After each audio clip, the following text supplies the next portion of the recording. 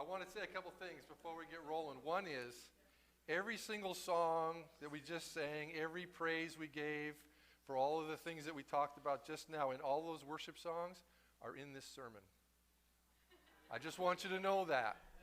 So everything that you just said, that's in your hearts now. You proclaimed that you stood, you raised your hands, you clapped, you stomped your feet, you praised the Lord for all those things, how great He is, how good He is, right? Now, okay, thing number 2. There's not as many of us today. You have to be louder for the people that are not here. I'm counting on your being louder.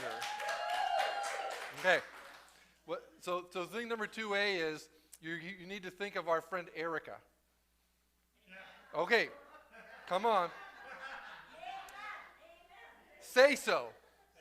Say so. All right. So let's practice. Let's practice this and thinking like you're Erica a little bit. Erica, I hope you're watching. I missed you. Okay. If I say God is good, and all the time, you are on. Okay. You're on. Don't get off. Come on now. All right. You know, in Psalm 136, there's 26 verses in Psalm 136. The first verse is, give thanks to the Lord, for He's good. For His steadfast love endures forever. 26 times it talks about how good God is, and it says, for His steadfast love endures forever. 26 times. So like you're going to forget. Don't forget. His steadfast love endures forever. So we're in our summer series. We're handling some of the big questions. Today's big question is why. That's where we're going to go today. It's probably bigger than 1 week, but that's where we're going to go. Now, when we're in the summer series, and I'm kind of scanning the crowd, and I'm realizing I kind of got the in-group here, right? I kind of got the choir. When they say preaching to the choir, it's the people that are kind of in church all the time and are reading their Bible, right? So we're going to take it from that point of view. I think when we get into this summer series, these big question things, we all have maybe one of 4, or maybe more than one of these 4 kinds of responses. When you see the question, you go, oh, I know this one. I know this one. Maybe I'll hear some good stories. Because you think you got it figured out. Maybe the other thing you might think is, that's a really interesting question that I have never even really considered. I wonder where that is in the Bible. Maybe partway through you're thinking, man, Pastor took this one a whole lot deeper than I have ever even considered or thought you could. And there's some really good stuff. So I hope I can get the transcript later because I didn't take any notes. It's on the blog, right? Maybe the 4th thing is, I think Pastor missed a few key points today. I'm going to make sure I catch up with him, make sure I fill in some of the blanks. Well, I believe all 4 of those are probably true today, especially this big question of why. There's not enough time to cover the question that's going to be presented today. You got some things to fill in the blanks. Good. It's not a question of who's got all the answers. We got all the answers. God's got all the answers, all right? We came to worship. We did a good job of that so far. But hearing the word, responding to the word is part of our worship. Our prayer is part of our worship. And we came, I believe, because we want to be better equipped to serve Him better. That's why we come to church. We come to see our friends, but that's part of it. We get encouraged. We get enthused. We hear some truth. We get someone to stand with us, to pray with us. Ultimately, we're called all to give a reason for the hope that lies within us. And so I'm hoping I can help you get better at that today. So I didn't bring all the props I was thinking of bringing. I could load up this whole platform with tools, is what I was thinking of. I could put all my garden tools on this side, rakes and hoes and weed poppers of every size and dimension. You've seen all our flower pictures on Facebook, right? So we tend our garden. We're out there every day. We're doing something. On this side, I got a few tools that I tinker in the wood shop with. I got some chisels and saws and hammers, and I got like 3 of each, because I'm a guy and you got to go to the hardware store and you got to find the red one is going to be way better than the green one ever was, right? So I'm hoping to give you some tools for your toolbox today. I think the first one is I already know this is right, but I'm hoping you can hear some new things or maybe sharpen up some things that you've had before. All right? So one of the things for me is when we do these big questions is I hope that I can come away with at least one takeaway. So I'm going to review for you the takeaways I have from the first 3 weeks. Won't take long. But here's a few takeaways. The first one is God hates divorce. But more than that, what I got from the first week is that God hates the things that lead to divorce. See, because nobody wakes up in the morning and says, looks like a good day for divorce. There's a whole lot of stuff that went on before that, and you can see it in your Bible over and over again, all the things that God hates that ultimately people will say, you know that vow we took? I'm not in it anymore. Dangerous spot to be, but God hates divorce. God is generous, and we should be also. Now, the takeaway I got from that is I am the very best version of myself when I'm being generous towards others. Hear that again. I'm the best me when I'm giving to you, or when I'm giving to Tony that I met on the front steps today. That's the best version of who we are, the best version of who God is. He gave his son. So God is generous, we should be too. And then lastly, relationships are vital and essential. When we talk about bring a friend to church, I would not have found the Lord without a friend who said, would you like to come to church? It would not have happened. I don't want to put God in that small of a box. He could have found me another way. But that's how he found me. That's how he got me to come back, was a friend who invited me and said, I just want to hang out. Let's go to church and go to lunch and see what happens. The other part of that is my two sisters, one younger and one older, who prayed for me for 15 years and didn't quit. It's the next part of the story, sister. I know. We should have scribes writing it down, right? So we're telling stories to each other to get encouraged. So, okay, so that leads us to today's question. Here's the questions that we got from the box that came to us today. My friend wants to know, if God is all loving, all knowing, and forgiving, why do some go to hell? And the second question is, why do bad things happen to good people? So those are the big why questions that we're going to try to tackle today. It's powerful to ask why. Why is a powerful question to ask. If you've raised children, then you know how much power your child has over you with the question why. Can I get an amen on that? Amen. All right. Well, we were all kids once too. We just forget that we were also the kid that asked why 100 times and drove our moms nuts too. But I also want to tell you this. If you're not sure about what's going on or what causes something or how to improve something, asking why sincerely and drilling down through the layers and not just accepting surface is a great way to get to what's at the root. And so why is a really powerful, important question to get to the root. Well, lately in the last couple of years, we've been preaching a lot of right through the scriptures, right? And we've been breaking the scriptures down word by word and phrase by phrase.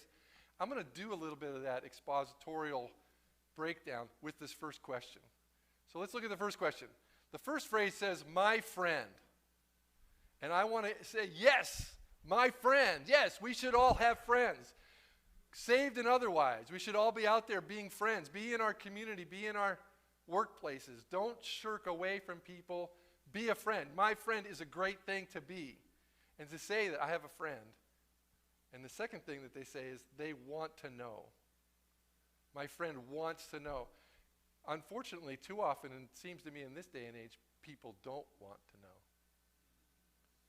And so what's the nature of the friendship? And how do I, as a friend, find a way to get them more curious?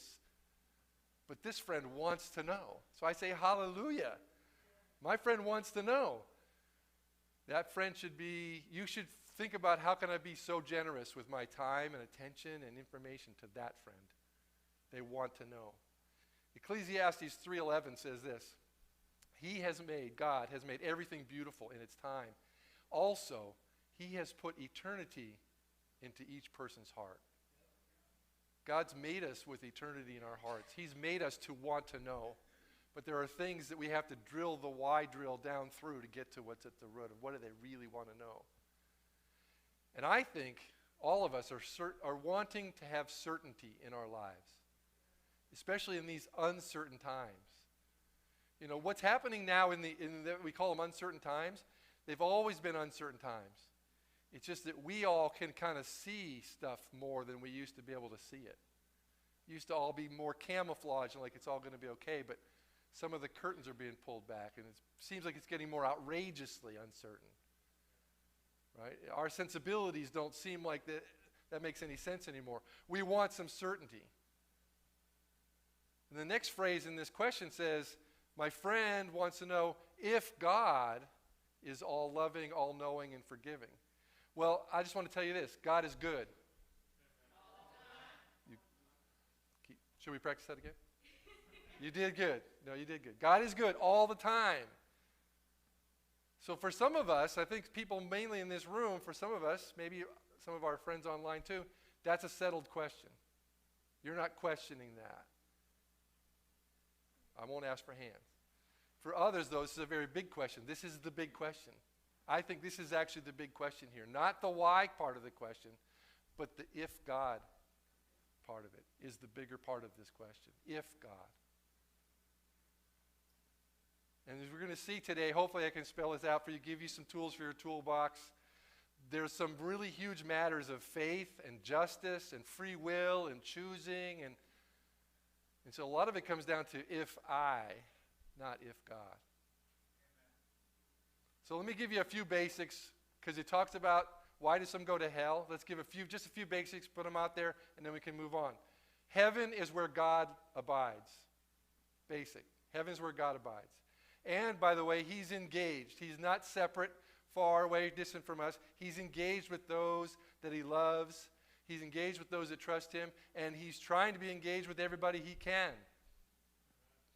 His joy and his peace abound in heaven. And our hope in him is fulfilled in heaven.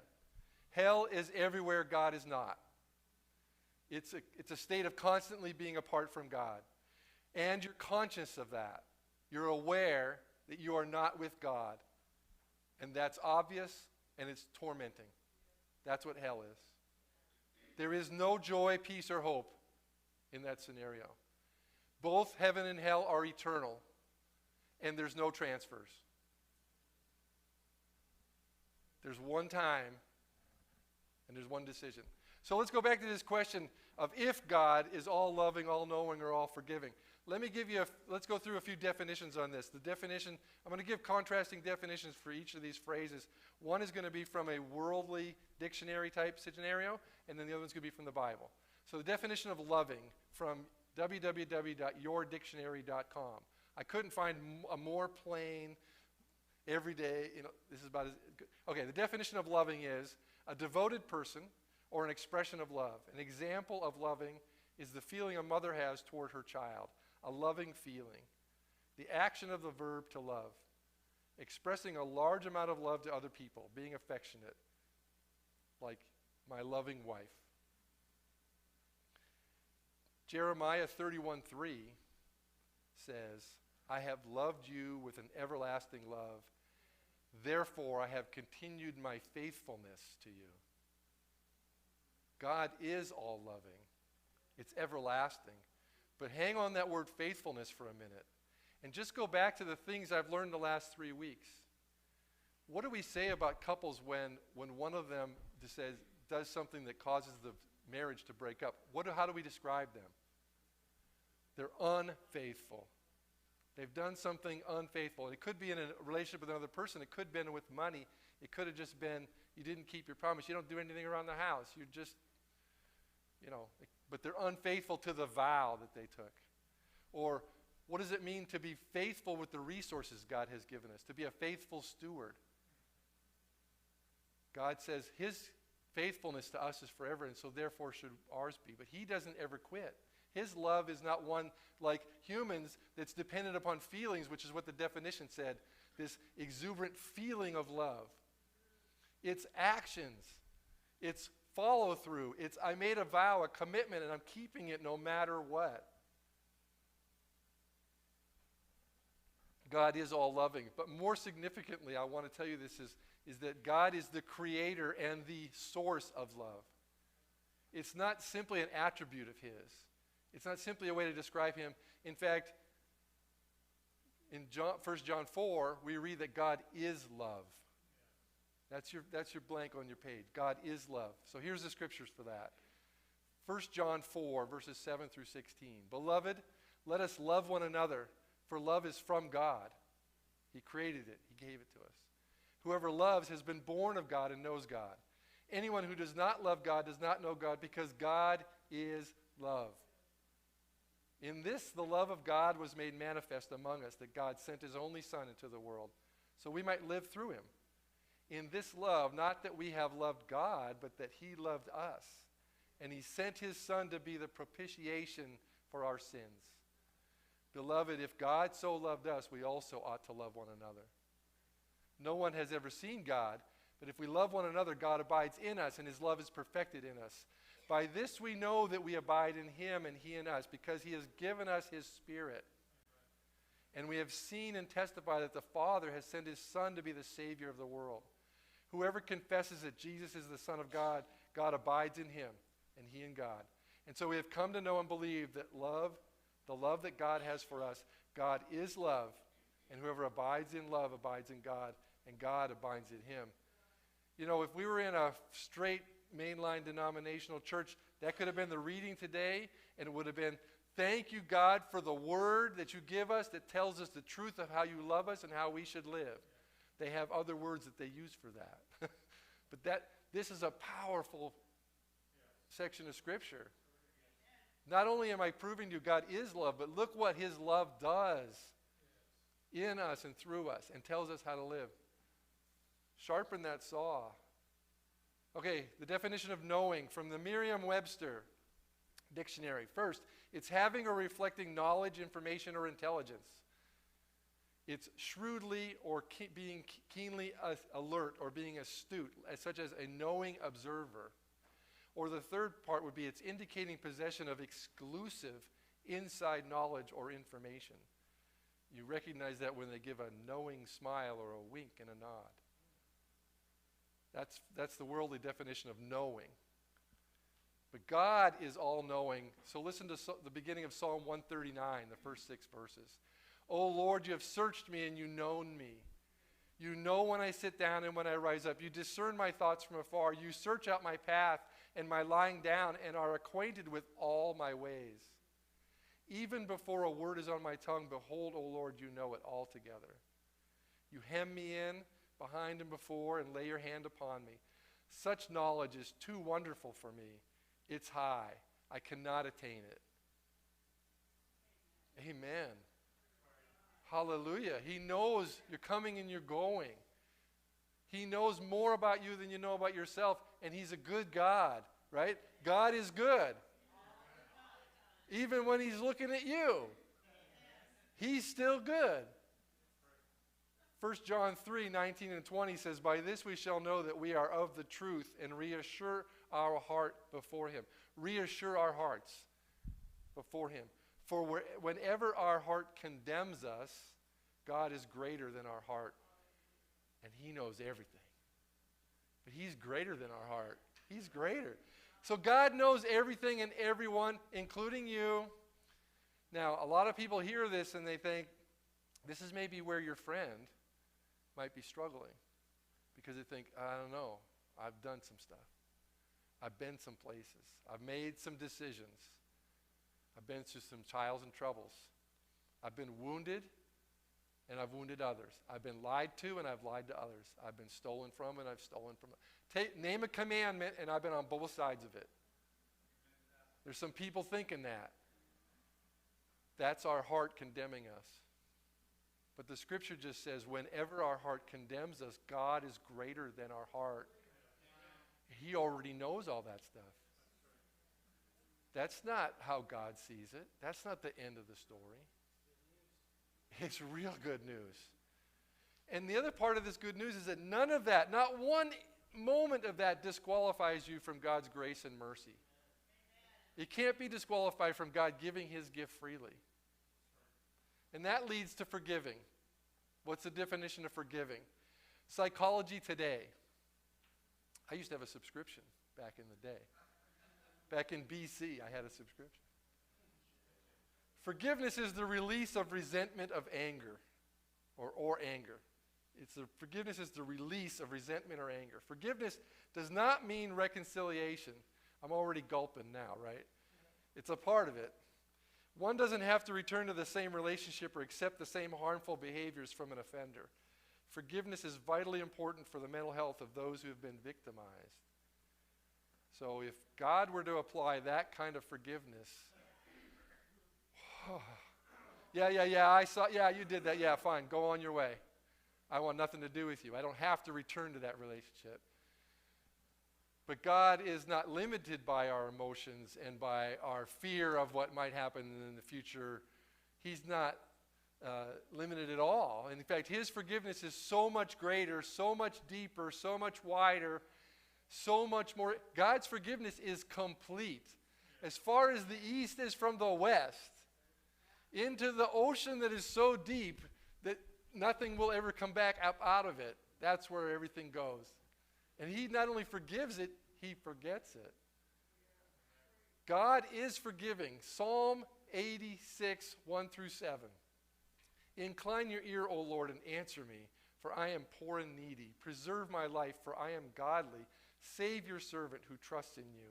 You're my God. Be gracious to me, O Lord, for to you do I cry all the day. Gladden the soul of your servant, for to you, O Lord, do I lift my soul. For you, O Lord, are good and forgiving, abounding in steadfast love to all who call upon you. Give ear, O Lord, to my prayer. Listen to my plea for grace. In the day of my trouble I call upon you, for you answer me. So many of us have that testimony that could have been written in that. That in our times of trouble, I didn't know where else to turn. I said, God, if you're real, hear my cry. Answer me. And he did. So many. And so if you have a friend who's saying, if God, this is a good place to go. Psalm 103, verse 3 verses says, bless the Lord, O my soul, and all that's within me. Bless his holy name. Bless the Lord, O my soul, and forget not all of his benefits, who forgives all your iniquity. He forgives all. Bless him. And then 1 John 1, 8 and 9 says, if we say we have no sin, this is kind of the flip of this, right? Because sometimes people are like, yeah, I'm good. If we say we have no sin, we deceive ourselves, and the truth is not in us. But if we confess our sins, he is faithful. There's that word again.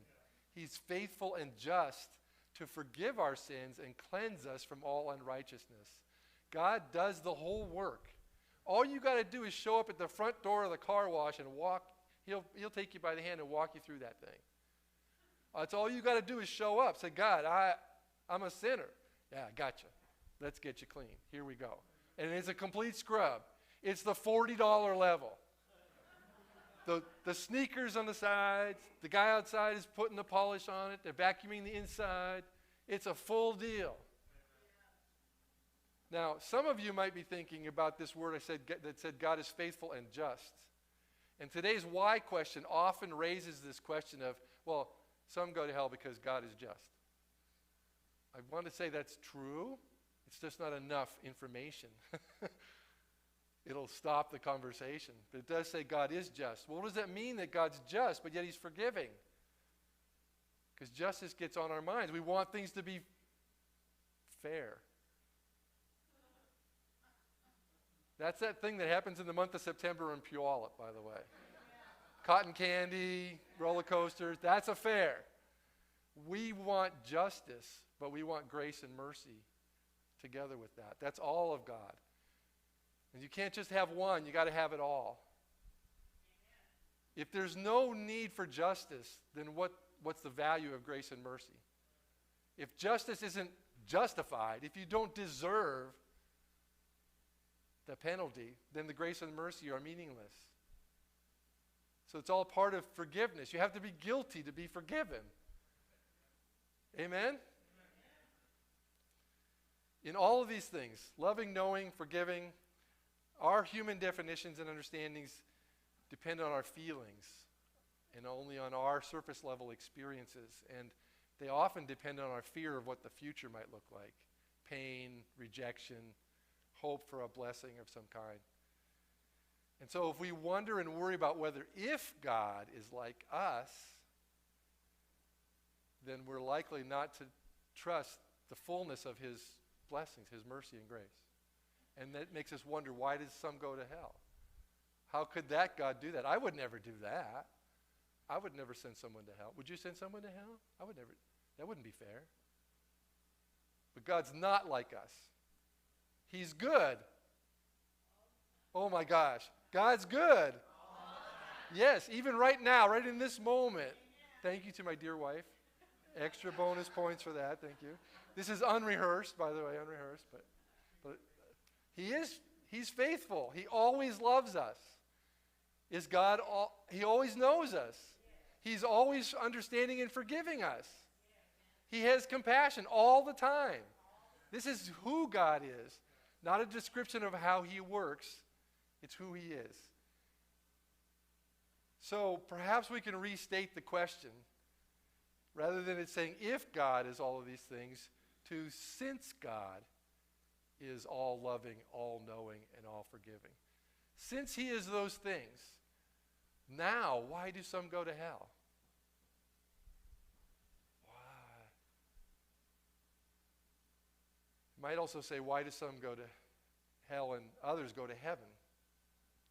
Well, I'm going to let Jesus tell you about it. There's a story in Matthew, the 13th chapter, called the parable of the weeds. Jesus put another parable before them, saying, the kingdom of heaven may be compared to a man who has sowed good seed in his field. But while his men were sleeping, his enemy came and sowed seeds among the wheat and went away. And so when the plants came up and bore grain, then the weeds appeared also. I should be pulling up all my hose and I got some pretty stout weed tools, believe me. And the servants of the master of the house came and said, Master, did you not sow good seed in your field? What a question to ask of God. How did we get all those weeds, God? Didn't you just put good seed out there? Okay, how then does it have weeds? And he said to them, an enemy has done this. So the servants said to him, then do you want us to go out and gather them? And he said, no, lest in gathering the weeds you root up the wheat along with them. Let both grow together until the harvest. And at harvest time I will tell the reapers, gather the weeds first and bind them in bundles to be burned, but gather the wheat into my barn. Okay, so they told a couple more stories in that whole scene in Matthew. And then as soon as they all got off together privately, the first thing that happened was in verse 36. He left the crowds and went into the house, and his disciples came to him saying, explain to us the parable of the weeds in the field. Tell us what that was about. They didn't, all the rest of the story is fine, good, we'll get to that later. Tell us about this one. And he said, the one who sows the good seed is the Son of Man. The field is the world. And the good seed is the sons of the kingdom. The weeds are the sons of the evil one. And the enemy who sowed them is the devil. The harvest is the end of the age, and the reapers are the angels. He just gives you, there's no like you have to look between the lines to see what he's trying to, you should be able to find your place in that list. And perhaps your friend is wondering, where do I get on that list? But listen to what happens depending on where you are on the list. The Son of Man, just as the weeds are gathered and burned with fire, so will it be at the end of the age. The Son of Man will send his angels. They will gather out of his kingdom all causes of sin and all lawbreakers, and throw them into the fiery furnace. In that place there will be weeping and gnashing of teeth. And then the righteous will shine like the sun in the kingdom of their Father. He who has ears, let him hear. Sometimes I think when we're portraying heaven and hell, we pick up a phrase here and a phrase there, and we kind of mash it all together. Or we let Hollywood do that. Right? A guy with pointy ears and a tail and a pitchfork, and it's all flaming fire, and there's weeping and gnashing of teeth. And here's Jesus describing, you get thrown into a fire, and it's a pretty bad place. Matthew 25, 41 and 46, again, Jesus says this.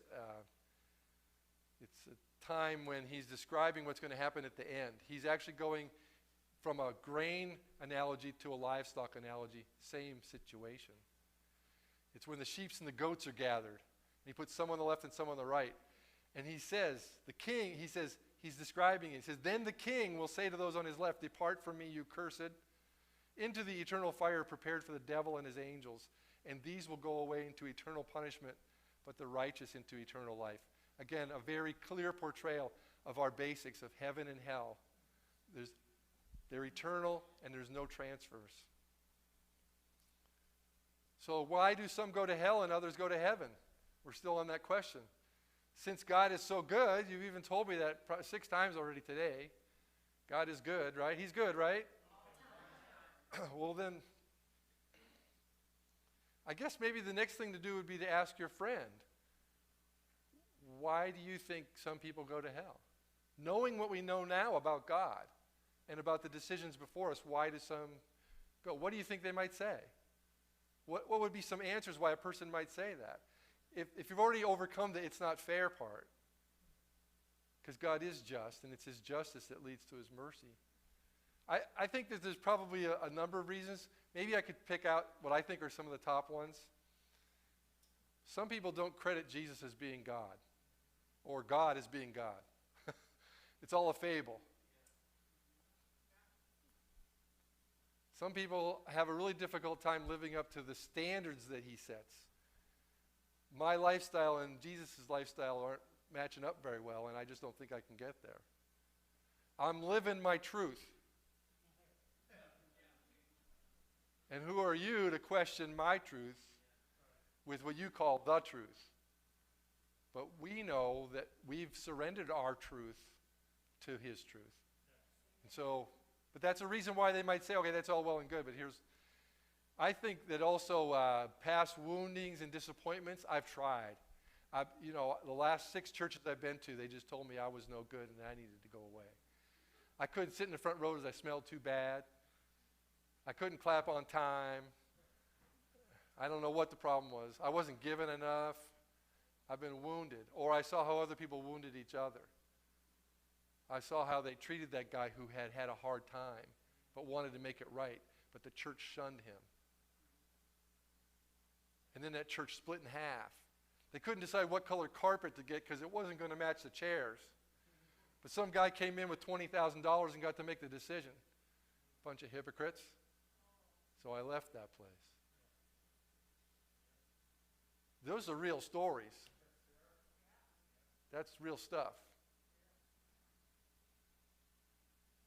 That's not God. So if they say that stuff, one more. They believe they've done enough and they're good enough to make it. Yeah, he's a good guy. I hate it when I go to a funeral and that's what I hear about. What a good guy he was. I don't mind that they're a good guy. I hope people say it about me that I was a good guy. But I really hope you say, man, he wouldn't put his arms down. He would give till he couldn't give anymore because he wanted to see people in the kingdom. He loved his family. So here's the thing. Why do people not go to heaven and they go to hell? It's their choice. They make a choice. They make a choice. 1 Timothy 2:4 says this. It says, it's good and it's pleasing in the sight of God our Savior, who desires all people to be saved and to come to the knowledge of truth. God isn't already picking and choosing. He wants all. That's he's made it available. But listen to what he also says through prophets in Deuteronomy and Joshua. Deuteronomy 30:15 and 16. It says, see, I have set before you today life and good, death and evil. If you obey the commandments of the Lord your God that I command you today, by loving the Lord your God, by walking in his ways, and by keeping his commandments and his statutes and his rules, then you shall live and multiply. And the Lord your God will bless you in the land that you are entering to take possession of it. I put it before you. Choose the way you're going to go. Joshua, at the end of the whole Exodus story, is Joshua. You know what this ending is. He did all this journeying and fighting and capturing, and Chapter 24, verse 14 and 15. Therefore, fear the Lord and serve him in sincerity and in faithfulness. There's that word again. Faithfulness. Just as a side note, I don't know where I'm going to go with this sometime in the future. I think in this current day and age, faithfulness is what's really under attack a lot. It's an underlying principle and quality of God that's being attacked. And so start listening to the news and reading your Facebook posts with that filter on. What are they saying about being faithful? How easy is it to change and do this and do that and to cow down to this and to pay off that? Where's faithfulness in this world? Christ said, when I return, will I find faith? Our faith, just the concept of faith is being challenged, of what it means to be faithful. Going on, put away the gods that your fathers served beyond the river and in Egypt and serve the Lord. You could say, put away the gods that have been of your past. It could be just the way you knew that was true to live before, the way you got over, the way you got over. Put away that stuff and serve the Lord. Choose. And if it is evil in your eyes to serve the Lord, then choose this day whom you will serve. Like he's basically saying, stand up and name it. Make a declaration right now. Who are you going to serve? The gods of your fathers in the region beyond the river? The gods of the Amorites in whose land you dwell? Like, are you just going to be willing to accept what's being handed to you right now in the present? Are you going to serve that God? Or, as he says, as for me and my house, we're going to serve the Lord. And of course, if you read the rest of the story, it's got this, we're going to do it. And he said, yeah, you testified against yourself, and I wrote it down. And 2 chapters later, in the 2nd chapter of Judges, it says, 2 generations later, it says, they knew not God and did what was right in their own eyes. You know, John 14:6 says, I am the way, the truth, the life, and no one comes to the Father except through me. Jesus couldn't make it any more plain than that. I am the way, the truth, and the life, and no one comes to the Father but through me. Choose.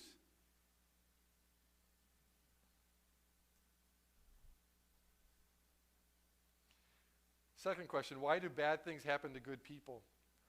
You know, the companion question is, why do good things happen to bad people? And I think that that's sometimes really at the heart of this. It's the jealousy part.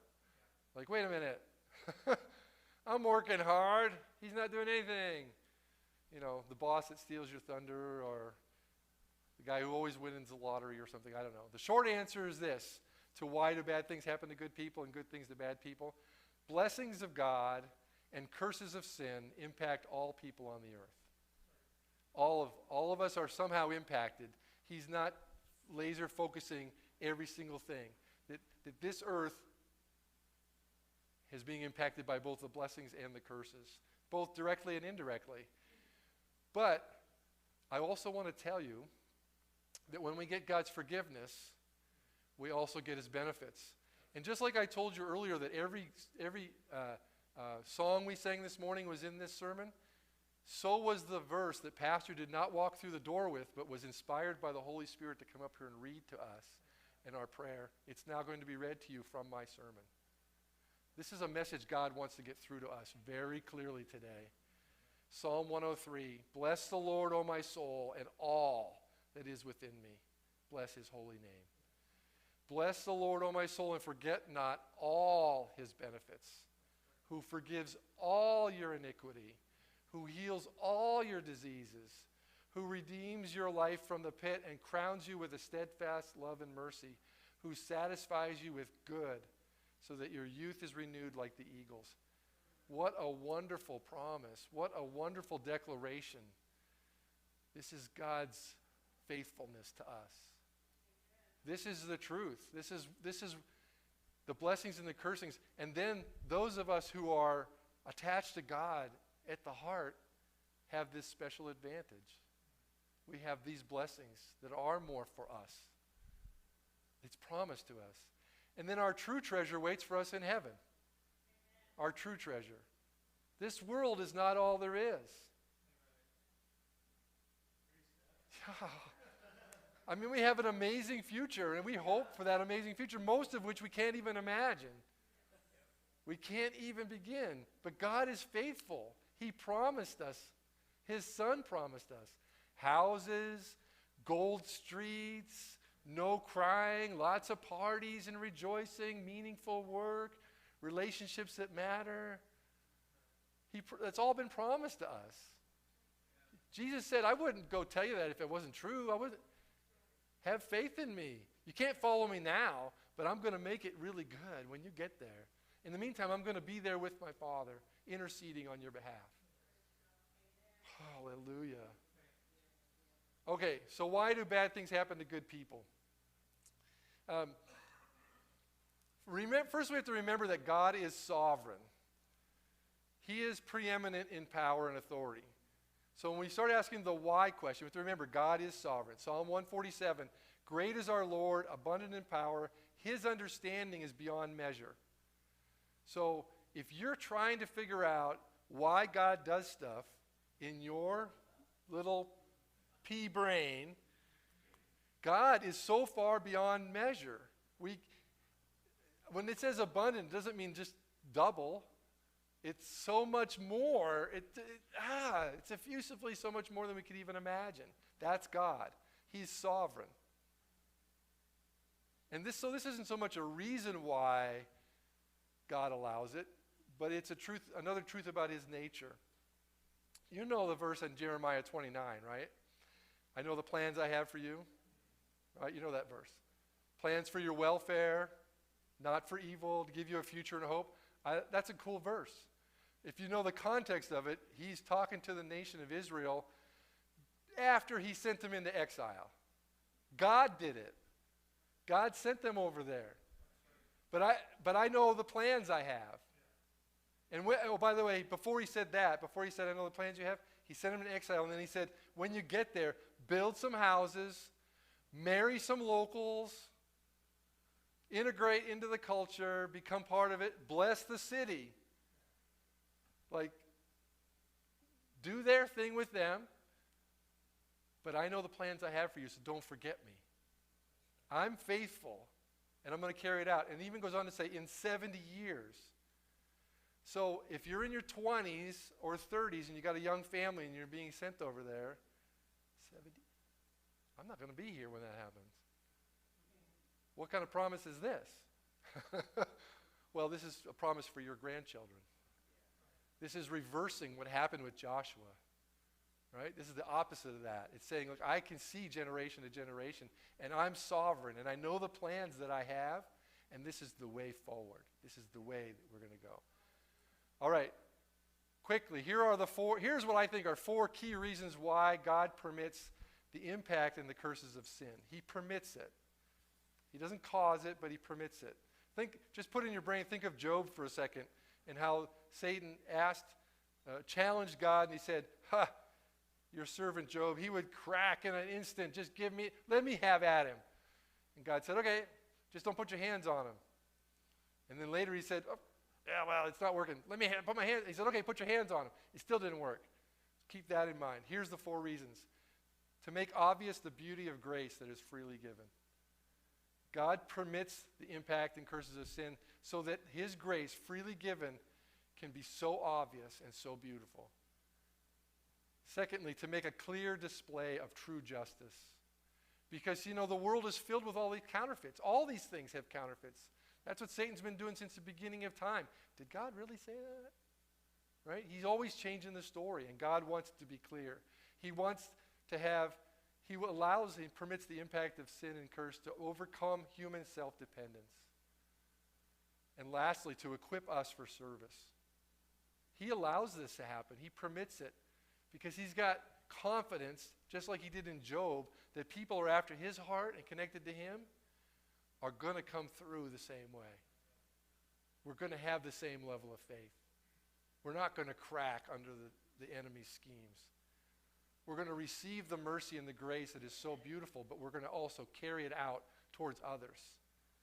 2 Corinthians 1, 3, and 4 says, blessed be the God and Father of our Lord Jesus Christ, the Father of miracles and the God of all comfort, who comforts us in all our affliction, so that we might be able to comfort those who are in any affliction, with the comfort with which we ourselves are comforted by God. Now, I know that's like word salad going over and over and over and over again, right? God is the creator of He is the ruler of mercies and comfort. And in our affliction, we received it from him. And now, as we give it to others, it's on his behalf. This is service.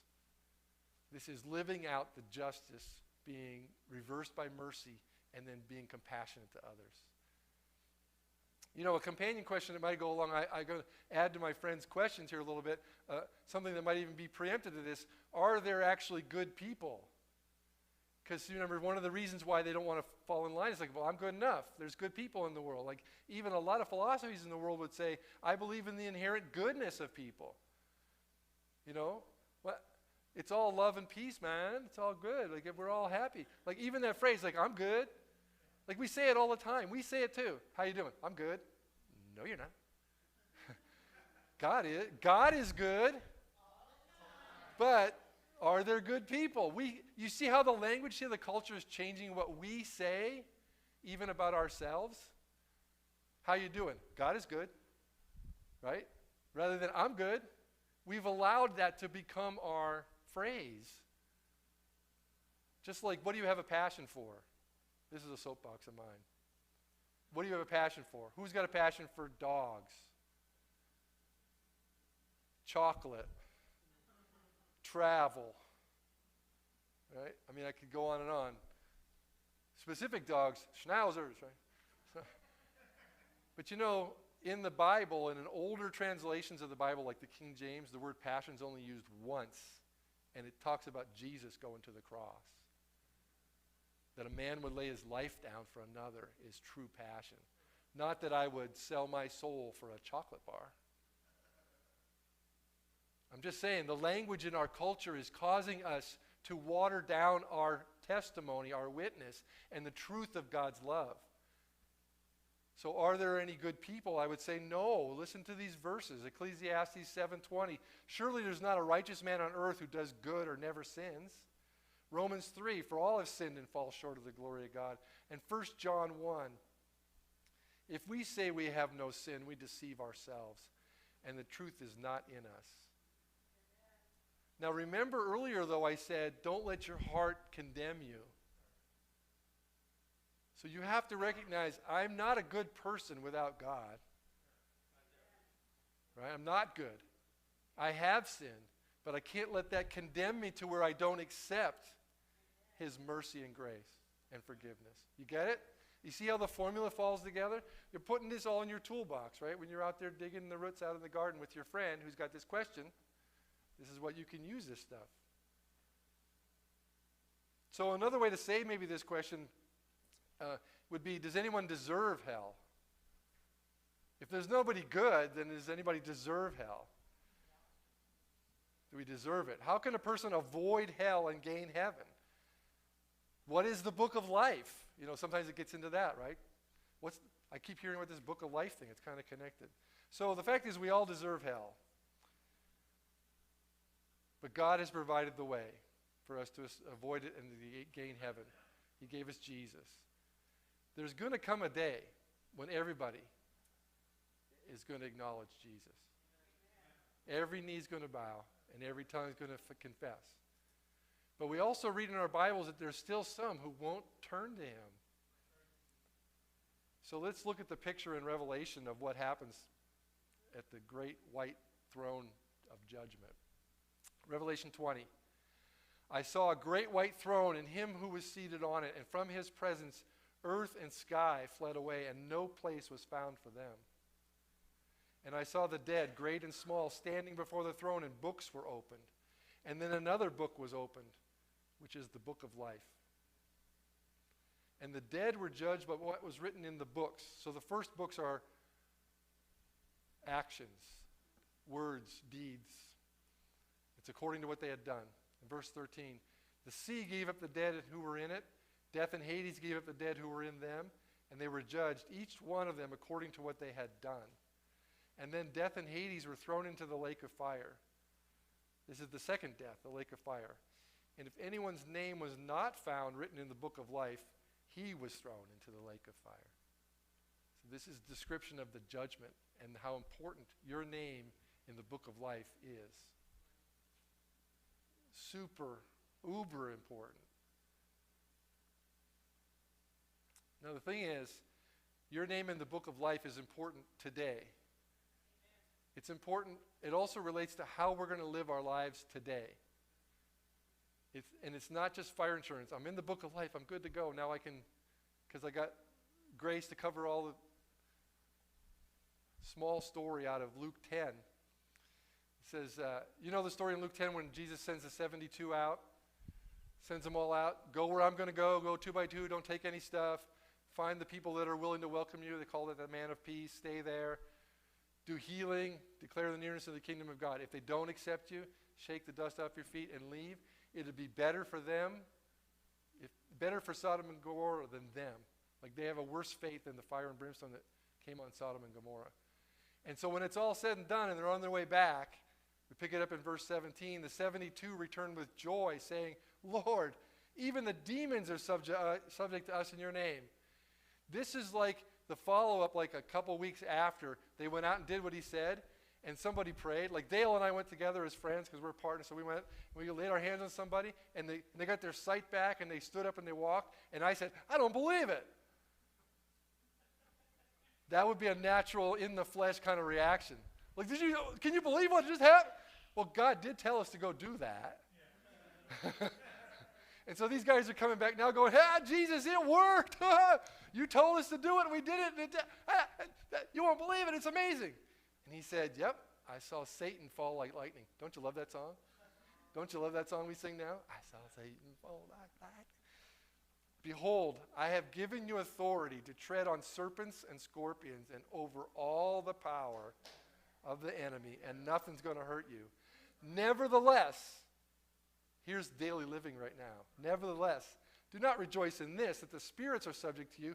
Rejoice that your names are written in heaven. That's where joy comes from. And if you have that joy today and you get called to go stomp on scorpions, then you're going to be all right. Because God's calling you to it. But don't be surprised when you don't get hurt. Don't be surprised when you pray. What did we have happen? This was small. We have happened in our little guys' prayer group the other day. David and Phil and I were praying for each other. What's going on, family? And Phil said, I still don't have my car back from the shop. So we just prayed, God, could you just speed up the process, give them whatever parts they need, get that whole thing taken care of? And we're still going on praying. He gets a phone call. He goes out to the lobby. When he comes back, my car's done. I'm not kidding, right? It's exactly how it happened, right? Like you didn't know you thought it could be another week. That part's never going to get here. Well, God has a way. But I want to tell you that even our greatest victory or our most exciting or satisfying experiences or the best worship we ever heard or the most giving we ever did, they mean nothing unless your name is written in the book of life. You would just be a good guy. You know, that day when we stand before the throne of God, it's not going to be like Terry just attended her 40th high school reunion online last night. I missed my 50th. That's how old we're getting, I guess. But it made me think about like what's written in the yearbook. You know, stay as cool. The hand scribes are stay as cool as you are. Have a fun summer. See you next year, kind of thing, or whatever, right? But underneath my little picture in there for senior year, it says, you know, track and field, 2, 3, 4, band, 1, 2, 3, 4. You know, it has all the stuff I did, the clubs I was in, an honor society, and you know, all the. That's not what it's going to be. I mean, those things will be looked at, and that's in the first set of books. But the ultimate book is going to be that book of life.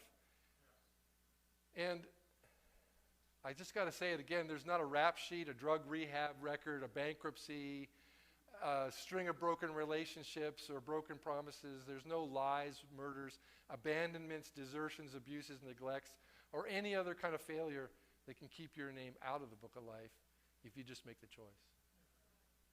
There's not a single thing that could prevent you. The thief on the cross. God's good. Oh, come on, we can do better than this. God is good. All right. Let me ask Pam to come up and lend a little music to my closure. I'm looking around the crowd and I'm seeing that we're actually, like I said, I'm preaching to the choir today, so we're going to end in a little bit different way. The end of the story today is, first of all, it just comes down to trusting God. And Proverbs 3, I'll end with that scripture, and then I'm going to lead us in some prayer. It says, trust in the Lord with all your heart. Don't lean on your own understanding. In all your ways acknowledge him, he'll make your path straight. And verse 7, which is not often attached to it, says, be not wise in your own eyes. Fear the Lord. Turn away from evil. Thank you for watching Abundant Life Church. If you found this teaching helpful, please subscribe to our page and share us with a friend. Also, please consider giving at nwlife.org.